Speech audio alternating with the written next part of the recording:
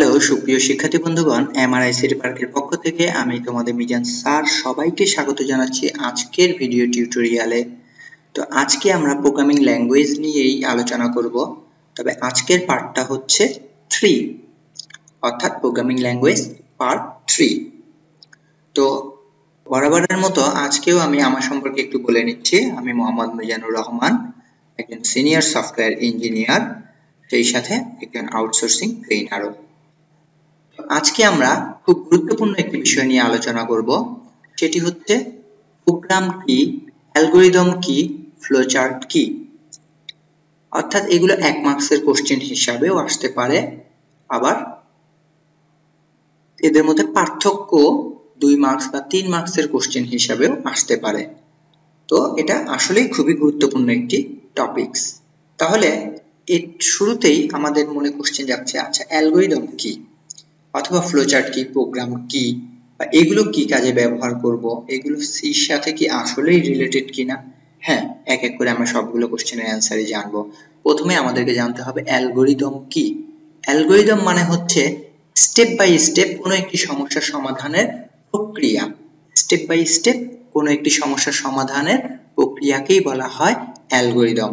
তবে এটি অবশ্যই লিখিত ডকুমেন্ট হতে হবে।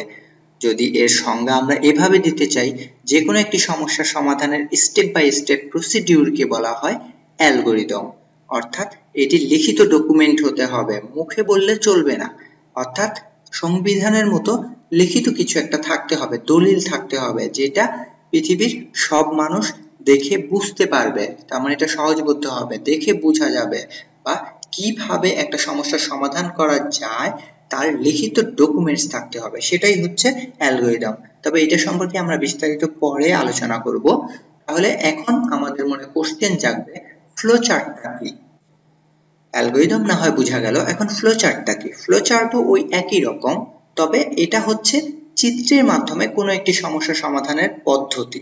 অর্থাৎ চিত্রের মাধ্যমে কোনো ফিগার এঁকে, ছবি এঁকে এঁকে যদি আমি কোনো একটি সমস্যার সমাধান বলে দিতে পারি বা দেখিয়ে দিতে পারি, তাকেই বলা হবে একটি ফ্লোচার্ট। ঠিক আছে, তার মানে এটা ছবির মাধ্যমে রিপ্রেজেন্ট করতে হবে। অ্যালগরিদমটা ছিল বর্ণনার মাধ্যমে রিপ্রেজেন্ট করা, অর্থাৎ স্টেপ বাই স্টেপ, 1 নাম্বার ধাপ, 2 নাম্বার ধাপ, এরকম কোন একটা সমস্যার সমাধান। আর এখানে ফ্লোচার্ট বলতে যা বোঝানো হচ্ছে সেটা হচ্ছে কি, ছবির মাধ্যমে শুরু থেকে শেষ পর্যন্ত আমি যেই কাজগুলো করব সেই ধাপগুলো প্রকাশ করা বা রিপ্রেজেন্ট করা। তাহলে এই ফ্লোচার্ট কয় ধরনের? ফ্লোচার্ট 2 ধরনের, একটা হচ্ছে সিস্টেম ফ্লোচার্ট আর একটা হচ্ছে প্রোগ্রাম ফ্লোচার্ট। সিস্টেম ফ্লোচার্ট আর প্রোগ্রাম ফ্লোচার্ট কি? সিস্টেম ফ্লোচার্ট বলতে বোঝায় আমরা দুই চোখে যা কিছু দেখতে পাই সবই সিস্টেম। যেমন একটা কম্পিউটার কিভাবে তৈরি হয়েছে, এটা একটা সিস্টেমের মধ্যে তৈরি হয়েছে। একটা কলম কিভাবে তৈরি হয়েছে, এটাও একটা সিস্টেম। কিন্তু প্রোগ্রাম ফ্লোচার্ট বললে বোঝাবে শুধুমাত্র কম্পিউটার রিলেটেড যে ব্যাপার স্যাপারগুলো আছে সেগুলো। অর্থাৎ কম্পিউটারের মধ্যে বা কম্পিউটার দিয়ে যে সমস্যাগুলো সমাধান করা যাবে তো সেগুলোকেই বলা হচ্ছে প্রোগ্রাম ফ্লোচার্ট। অর্থাৎ ব্যাঙের জীবনচক্র, সেটা হচ্ছে একটা সিস্টেম ফ্লোচার্ট। চা তৈরির প্রক্রিয়া, এটা হচ্ছে একটা সিস্টেম ফ্লোচার্ট, কারণ এগুলো একটা সিস্টেমের মধ্যে হচ্ছে। অর্থাৎ সহজভাবে মনে রাখবে তোমরা, সেটা হচ্ছে দু চোখে আমরা যা দেখতে পাই সেটাই কোনো না কোনো সিস্টেমের মধ্যে চলছে, এই জন্য সেগুলো হচ্ছে সিস্টেম ফ্লোচার্ট। আর কম্পিউটার দিয়ে যদি কোনো সমস্যা রিপ্রেজেন্ট করা হয়, ছবি এঁকে এঁকে যদি রিপ্রেজেন্ট করা হয়, তখন তাকে আমরা বলবো প্রোগ্রাম ফ্লোচার্ট। ঠিক আছে, তার মানে অ্যালগরিদমও জানা হলো, ফ্লোচার্ট সম্পর্কেও কিছুটা জানা হলো। এখন আমরা প্রোগ্রাম সম্পর্কে জানবো। প্রোগ্রাম কি? প্রোগ্রাম হচ্ছে কম্পিউটার ব্যবহার করে কোনো একটি সমস্যার সমাধান করা। অর্থাৎ কম্পিউটার ব্যবহার করলেই হবে না, কম্পিউটারের মধ্যে কোনো না কোনো একটি প্রোগ্রামিং ল্যাঙ্গুয়েজ ব্যবহার করতে হবে। অর্থাৎ এর সংজ্ঞাটা হচ্ছে এরকম, কম্পিউটারের মাধ্যমে যে কোনো প্রোগ্রামিং ল্যাঙ্গুয়েজ ব্যবহার করে যদি কোনো একটি সমস্যার পূর্ণাঙ্গ সমাধান করা যায়, তখন তাকে একটি প্রোগ্রাম বলা হয়। তার মানে প্রোগ্রাম বলতে কি বোঝাচ্ছে, যে কোনো একটা প্রোগ্রামিং ল্যাঙ্গুয়েজ ব্যবহার করতেই হবে, আর সেটা কম্পিউটারের মাধ্যমেই সমাধানটা করতে হবে, তখন তাকে আমরা বলবো প্রোগ্রাম। তার মানে অ্যালগরিদম সম্পর্কে আমাদের ধারণা হলো, ফ্লোচার্ট সম্পর্কেও ধারণা হলো, প্রোগ্রাম সম্পর্কেও ধারণা হলো। এখন আরেকটা খুব ইম্পর্টেন্ট কোশ্চেন আমাদের পরীক্ষায় প্রায়ই আসে, সেটা হচ্ছে প্রোগ্রাম ফ্লো চার্টের বিভিন্ন প্রতীকগুলো বর্ণনা করো বা আলোচনা করো। ঠিক আছে, তো এটা খুবই খুবই ইম্পর্টেন্ট কোশ্চেন, এটা আমাদের জানতেই হবে। প্রোগ্রাম ফ্লো চার্ট মানে কি? নির্দিষ্ট কিছু ছবি, অর্থাৎ কিছু ছবি, অর্থাৎ ত্রিভুজ, চতুর্ভুজ এরকম কোনো ছবি এঁকে দিলেই হবে না, অথবা এই ছবিগুলোর ভিতরে যা খুশি তাই লিখে দিলেই হবে না। এগুলোর নির্দিষ্ট নিয়ম কানুন আছে যে এই পারপাজের জন্য আমাকে এই রকম ত্রিভুজের ছবি আঁকতে হবে, এই রকম চতুর্ভুজের ছবি আঁকতে হবে, অথবা এই রকম বৃত্তের ছবি আঁকতে হবে। অর্থাৎ কোন কাজের জন্য কোন ধরনের ছবি আমি ব্যবহার করব তার একটা নিয়ম নীতি আছে। তো সেগুলোকেই প্রোগ্রাম ফ্লোচার্টের বিভিন্ন প্রতীক বলা হয়।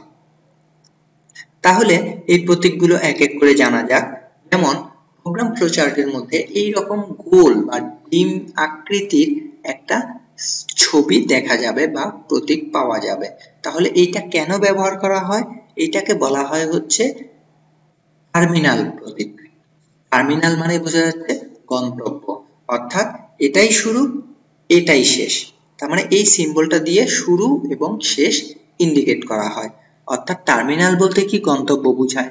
যেমন বাস টার্মিনাল, অর্থাৎ ঢাকা থেকে সিলেট আমি যদি যাতায়াত করতে চাই, তাহলে বাসে যদি উঠি তাহলে ঢাকায় একটা বাস টার্মিনাল আছে, ঠিক আছে, ওইটা যদি আমি স্টার্ট মনে করি, তাহলে সিলেটে এসে যদি থামতে চাই বা নামতে চাই তাহলে কি করব, সিলেটটা আরেকটা টার্মিনাল, এটা হচ্ছে আমার এন্ড, তার মানে স্টার্টিং পয়েন্ট এবং এন্ডিং পয়েন্ট।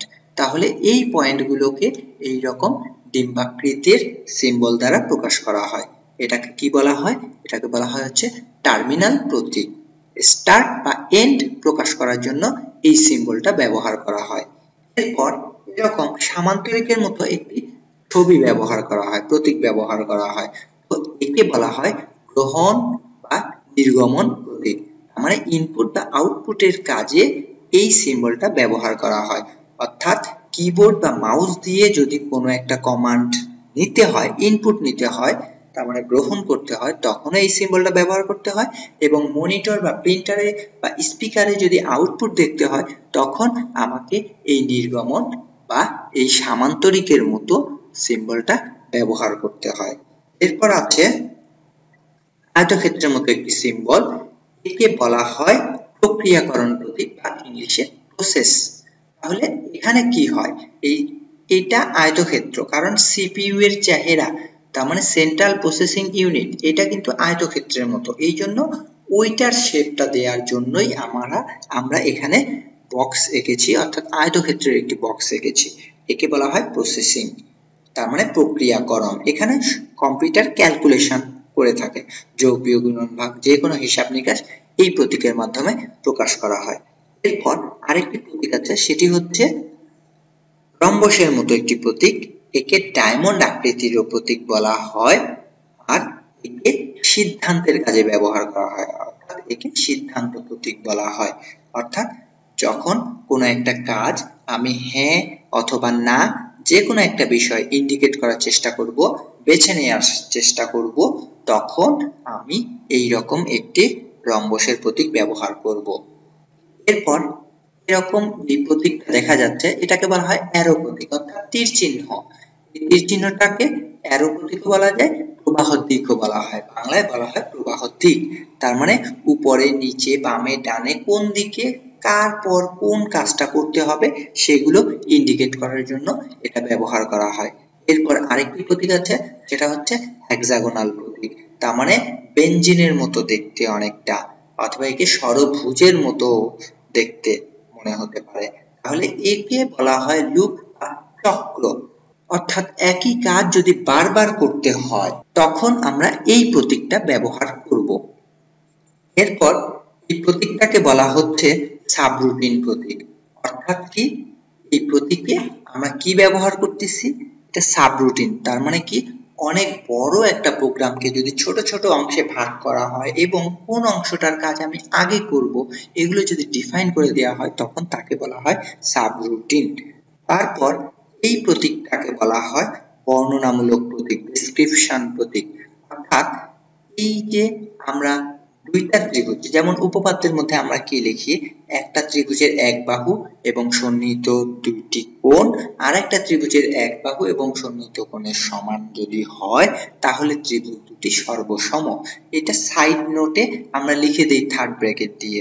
তাহলে এখানেও প্রোগ্রামিং করার সময় যখন আমার কোনো বর্ণনা দেওয়ার দরকার পড়বে, সাইড নোট দেওয়ার দরকার পড়বে, তখন আমি এই রকম এই সিম্বলটাকে ব্যবহার করব, এই সিম্বলটাকে, অর্থাৎ এই রকম কি সিম্বল, এটা থার্ড ব্র্যাকেটের মতো, তবে থার্ড ব্র্যাকেটটা একটু অনেক বড় করে দেওয়া হয়েছে, এটাকে বলা হচ্ছে বর্ণনা প্রতীক। এরপর আরেকটি প্রতীক আছে, এই প্রতীকটাকে বলা হচ্ছে সংযোগ প্রতীক। অর্থাৎ আমার কখনো কখনো এমন হতে পারে বেশ কয়েকটা ছবির মাধ্যমে আমি রিপ্রেজেন্ট করতেছি একটা সমস্যার সমাধান, কিন্তু সেই প্রতীকগুলো এক পেজের মধ্যে হচ্ছে না, তার মানে আমাকে দুইটা পেজ ব্যবহার করতে হচ্ছে, এক পেজে অর্ধেক, বাকি অর্ধেক আরেকটা পেজে যেতে হচ্ছে। তো তখন আমরা এই সংযোগ প্রতীকটা ব্যবহার করব। তখন আমরা কোন প্রতীকটা ব্যবহার করব, এই সংযোগ প্রতীকটা ব্যবহার করব। অর্থাৎ এই যে এটা অনেকটা আমরা যখন ওই পিটিও লিখি, প্লিজ টার্ন ওভার, ঠিক সেই রকম প্রতীক। তার মানে এক পেজের সাথে আরেক পেজ জয়েন্ট দেওয়ার যে প্রতীক। তাহলে আমরা প্রোগ্রাম ফ্লোচার্টের বিভিন্ন ধরনের প্রতীক সম্পর্কে টুকটাক জানলাম। এখন আমাদের আরেকটা বিষয় জানতে হবে, সেটা হচ্ছে পরীক্ষায় প্রায়ই আসে 5টা সংখ্যা যোগ করার অ্যালগরিদম এবং ফ্লোচার্ট লিখো। আমরা একটু আগে অ্যালগরিদম কি জেনেছি, ফ্লোচার্ট কি সেটাও জেনেছি। ফ্লোচার্ট বলতে সচরাচর আমরা প্রোগ্রাম ফ্লোচার্টকেই বুঝে থাকি। তাহলে 5টি সংখ্যা যোগ করার অ্যালগরিদম এবং ফ্লোচার্ট লিখবো। এটার অ্যান্সার দেওয়ার জন্য আগে অ্যালগরিদম নিয়েই আমরা কাজ শেষ করে আসি। অ্যালগরিদম মানে কি বলেছি, অ্যালগরিদম মানে আমরা জানি স্টেপ বাই স্টেপ প্রসিডিউর, অর্থাৎ প্রথমে এই কাজ করতে হবে, তারপর ওই কাজ করতে হবে, তারপর ওই কাজ করতে হবে, তার মানে সেগুলো লিখিত আকারে থাকতে হবে। এই স্টেপগুলো 1 নাম্বার 2 নাম্বার 3 নাম্বার এরকম সিরিয়াল দিয়েও থাকতে হবে, প্লাস লিখিত থাকতে হবে, মুখের কথা বললে হবে না। তাহলে এগুলোকে কি, 1 নাম্বার কথা, 5টা সংখ্যা যেহেতু আমি যোগ করব, তাহলে প্রথম কথা হচ্ছে শুরু করতে হবে। যদিও এইটাকে আসলে তেমন গুরুত্ব দেয়া হয় না, বা আমি আমার দৃষ্টিতে গুরুত্ব দেই না, কেননা কোনো একটা সংখ্যা যোগ করতেছি, 5টা সংখ্যা যোগ করব, শুরু করো। টিচার যদি বলে যে তোমরা এই অঙ্কটা করো, তার জন্য কি বলে যে তোমরা খাতা ওপেন করো, তারপর লেখা স্টার্ট করো, এগুলো কি বলে? সরাসরি বলে দেয় যে 5 নম্বর অঙ্কটা তোমরা সবাই করো। এর মানেই বোঝা হয়ে যায় যে আমরা কাগজ কলম ওপেন করে আমাদের মতোই করে নিব। তার মানে এটা আসলে কোনো কমান্ড না, কিন্তু তারপরও তোমাদের বই এটাকে একটা স্টেপ বলে দিয়েছে যে শুরু করি, অর্থাৎ কাগজপত্র ওপেন করি। ঠিক আছে, তো এটা আসলে বাই ডিফল্ট অটোমেটিক চলে আসে, এগুলোকে রিপ্রেজেন্ট করার দরকার পড়ে না আমার দৃষ্টিতে। কিন্তু যখন সামগ্রিক অর্থে আমরা চিন্তা করব পুরো কম্পিউটারের কাজটার কথা, যখন কম্পিউটার অন করতে হবে, কম্পিউটার স্বাভাবিকভাবে অফ আছে, কম্পিউটার দিয়ে যদি কখনো কাজ করতে হয় তখন অন করতে হবে, ওই অন করাটাকেই এখানে শুরু করি এই শব্দ দ্বারা রিপ্রেজেন্ট করা হচ্ছে। তার মানে অ্যালগরিদম মানে হচ্ছে স্টেপ বাই স্টেপ, আর এগুলো তোমার নিজের বক্তব্য হবে। তার মানে তোমার বক্তব্যের সাথে আরেকজনের বক্তব্য মিলতেও পারে, নাও মিলতে পারে। বইয়ের মতো যে হুবহু লিখতে হবে এমন কোনো ধারাবাধা রুলস নেই। অ্যালগরিদম মানে হচ্ছে তোমার নিজের বক্তব্য। তোমার কাছে একজন একটা সমস্যা নিয়ে এসেছে, তুমি তাকে কিভাবে সলিউশন দিবা, কিভাবে লিখে দিবা, সেই লেখাটাই হচ্ছে তার জন্য অ্যালগরিদম। তাহলে প্রথম কথা হচ্ছে শুরু করি, তার মানে 5টা সংখ্যা যেহেতু যোগ করতে হবে, তাহলে প্রথম কথা 1 নাম্বার ধাপ হচ্ছে শুরু করি। 2 নাম্বার ধাপ কি, 2 নাম্বার ধাপ সংখ্যা 5টি পড়তে হবে। তার মানে 5, 15, 25 এরকম যে নাম্বারগুলো আছে সেই নাম্বারগুলো আগে পড়তে হবে। পড়ার পর তারপর পরের স্টেপ 3 নাম্বার স্টেপ যেটা, সেটা হচ্ছে সংখ্যা 5টি যোগ করি। তার মানে এগুলো পড়লে হবে না, এখন যোগফল দেখাতে হবে, তার মানে যোগ করতে হবে। 5-এর সাথে 7 যোগ করব, 7-এর সাথে 8 যোগ করব, এরকম যেই নাম্বারগুলো আছে তাদের মাঝখানে একটা যোগ চিহ্ন বসাতে হবে। এটাই হচ্ছে সংখ্যা 5টি যোগ করি। এর পরের স্টেপ হচ্ছে যোগফল প্রদর্শন করি। তার মানে কোথায় প্রদর্শন করতে হবে, এটা প্রদর্শন করতে হবে কম্পিউটারের মনিটরে। তাহলে ওই জন্য এই 4 নাম্বার স্টেপ যে যোগফল প্রদর্শন করি বা হিসাব নিকাশের রেজাল্টটা শো করি, অর্থাৎ অ্যান্সার লিখি। এরপরে 5 নাম্বার স্টেপ হচ্ছে শেষ করি, প্রোগ্রামটা শেষ করে ফেলতে হবে, অর্থাৎ কম্পিউটার বন্ধ করি অথবা খাতাপত্র বন্ধ করি, অনেকটা এই রকম।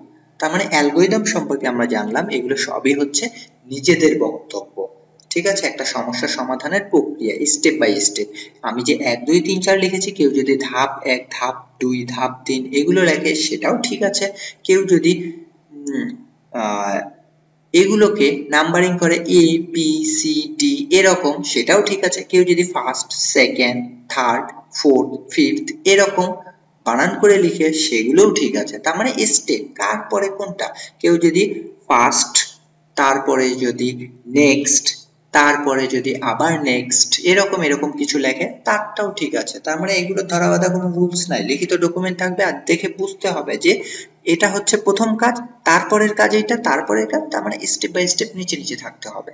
ওকে, তার মানে অ্যালগরিদম হলো। এখন 5টা সংখ্যা যোগ করার ফ্লো চার্ট নিয়ে আলোচনা করব। তাহলে ফ্লো চার্ট কি এটা সম্পর্কে আমরা জানি। ফ্লো চার্ট মানে নির্দিষ্ট কিছু সিম্বল ব্যবহার করে কোনো একটি সমস্যার সমাধান করা।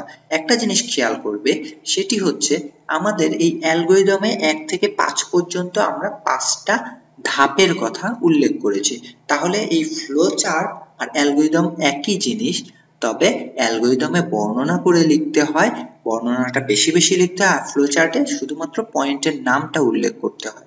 এখানে যেহেতু 5টা পয়েন্টের নাম আমি লিখেছি, 5টা ধাপের নাম লিখেছি 1 থেকে 5 পর্যন্ত, তাহলে ফ্লো চার্টের মধ্যেও আমাকে 5টা ছবি ব্যবহার করতে হবে।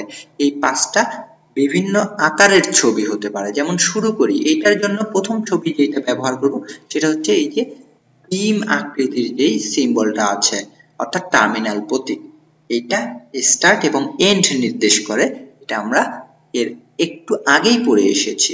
তাহলে ফ্লো চার্টের জন্য শুরু করি, এটা 1 নাম্বার কথা, তাহলে 1 নাম্বার ছবিটা হবে এই টিম আকৃতির ছবিটা, এখানে স্টার্ট লেখা লিখতে হবে, আমি এখানে ইংরেজিতে লিখেছি স্টার্ট। এরপরের ধাপ, তার মানে 2 নাম্বার ধাপে কি বলেছে, তার মানে আমি তীর চিহ্ন দিয়ে দেখিয়ে দিচ্ছি যে এই 1 নাম্বার শেষ হয়ে গেল, এখন 2 নাম্বারের জন্য একটা ছবি আঁকতে হবে, কারণ 2 লিখেছি এখানে, তাহলে সংখ্যা 5টি পড়তে হবে। পড়ার জন্য কি করতে হবে, read A B C D E, যদি 5 15 75 এই নাম্বারগুলো দিয়েই দেয় তাহলে এই নাম্বারগুলোই লিখতে হবে, আর যদি নাম্বার না দিয়ে দেয় তাহলে আমাকে মনে ধরে নিতে হবে ভেরিয়েবল আকারে এ বি সি ডি ই, যদিও ভেরিয়েবল সম্পর্কে আমি পরে আলোচনা করব। তাহলে আপাতত এতটুকু জানলাম যে মনে করলাম এ বি সি ডি ই এই 5টাই হচ্ছে নাম্বার, এই নাম্বারগুলো আমি আগে পড়ে ফেলছি। এরপরে ধাপ 3, অর্থাৎ সংখ্যা 5টি যোগ করি, তার মানে কি সাম ইকুয়ালস টু এ যোগ বি যোগ সি যোগ ডি যোগ ই, তার মানে কি করলাম, সাম সমান সাম নামের আরেকটা ভেরিয়েবল নিচ্ছি, সেই ভেরিয়েবলের মধ্যে আমি এই 5টা সংখ্যা যোগ করছি, তার মানে যোগ চিহ্ন বসিয়ে দিলাম। এরপর 4 নাম্বার ধাপ যোগফল প্রদর্শন করি, তাহলে এর জন্য আমাকে আরেকটি কি করতে হবে, এই যে 4 নম্বর ধাপ, এর জন্য আমাকে আরেকটি এখানে সিম্বল ব্যবহার করতে হবে বা প্রতীক ব্যবহার করতে হবে। তার মানে এটার জন্য আমাকে কোন প্রতীকটা ব্যবহার করতে হবে, প্রদর্শন করা, আউটপুট দেখানো। আউটপুট দেখানোর জন্য আমার যে প্রতীকটা ব্যবহার করতে হয় সেটা হচ্ছে সামান্তরিক আকৃতির এই প্রতীকটা, ঠিক আছে, কেননা এটা ইনপুট আউটপুট নির্দেশ করে। এখানে আমি লিখলাম প্রিন্ট সাম, কেন সাম লিখলাম, কারণ এখানে সাম সমান ধরেছি এইটা, তাহলে এই সামটাই আমার মনিটরে প্রদর্শন করবে। সবগুলোর যোগফল যদি 125 হয় তাহলে এখানে সে 125টাই প্রদর্শন করবে। এরপরের শেষ ধাপ হচ্ছে শেষ করি, তাহলে শেষ যেহেতু করতে হবে তাহলে এখানে এর পরের স্টেপটা আমাকে এখন বলে দিতে হবে এন্ড, অর্থাৎ এই প্রতীকটা শুরু শেষ আমি আগেই বলেছি। তাহলে একটা ফ্লো চার্ট লেখার জন্য আমাকে এই নির্দিষ্ট আইটেমের প্রতীকগুলোই ব্যবহার করতে হচ্ছে। এখানে আমি কোথাও রম্বসের প্রতীক ব্যবহার করিনি, কারণ এখানে সিদ্ধান্ত নিতে হয়নি, এখানে যা করতে বলা হয়েছে ঠিক সেগুলোর প্রতীকই আমি এখানে লিখেছি বা এঁকেছি। তাহলে 5টা সংখ্যা যোগ করা অ্যালগরিদম বললে এইটুকু লিখবো, আর যদি 5টা সংখ্যা যোগ করা ফ্লো চার্ট বলে তাহলে এই অংশটুকু লিখবো, আর যদি 5টা সংখ্যা যোগ করা অ্যালগরিদম এবং ফ্লো চার্ট করতে বলে তাহলে এই অংশ লিখবো। তাহলে এখান থেকেই আমরা অ্যালগরিদম এবং ফ্লো চার্টের পার্থক্য জেনে জানতে পারবো অথবা নিজেরা বই দেখে পড়ে ফেলতে পারবো। যদিও অ্যালগরিদম আর ফ্লোচার্টের পার্থক্য আমার সংজ্ঞাতেই বলা হয়ে গেছে, তো তারপর তোমরা বই থেকে এটা দেখে নেবে। তো আজকে এ পর্যন্তই থাকুক। আমার ভিডিও টিউটোরিয়াল যদি তোমাদের ভালো লেগে থাকে তাহলে অবশ্যই তোমরা আমার ইউটিউব চ্যানেল MRICT পার্ক এটাতে সাবস্ক্রাইব করবে এবং সেই সাথে তোমরা তোমাদের লাইক, কমেন্ট এবং শেয়ার করবে। এছাড়া আমার ফেসবুক গ্রুপ এবং ফেসবুক পেজ MRICT পার্ক, সেখানেও তোমরা জয়েন হবে, প্লাস সেগুলোতেও তোমরা তোমাদের মতামত প্রকাশ করতে পারবে। তাহলে আজকে এ পর্যন্তই থাকুক, সবাই ভালো থেকো।